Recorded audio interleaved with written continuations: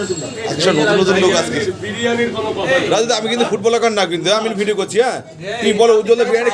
হ্যাঁ না আমি ভাইরাল না, আমি ভাইরাল, এই দিদি ভাই ভাইরাল। হ্যাঁ বলো বিরিয়ানি খেয়ে কেমন লেগেছে? হ্যাঁ কেন উজ্জ্বলদা পাশে বসে আছে বলে নাকি না কি হয় বলছে বলো এটা? উজ্জ্বলদারে ওই হিসাবে কোনোদিনই দেখি না। তাহলে আমি মানে উজ্জ্বলদারে দেখি নিজের একটা দাদার মতো।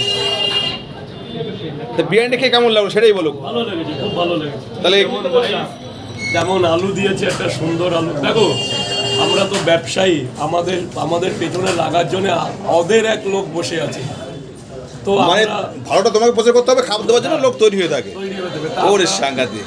আমরা চাই না কারোর বদনাম করতে। যে আমাদের ভালো বলছে সেও আমাদের অত্যন্ত শ্রেণীর, যে আমার খারাপ বলছে সেও শ্রেণীর। কদিন খারাপ উজ্জ্বলদা খারাপ কদিন বলবো? একদিন দুই দিন ওই হাসি মুখটা দেখলে 4 দিনে দিন ভালো অবশ্যই পাই। আচ্ছা রাশিয়ান বৌদি কেমন লাগলো বলো?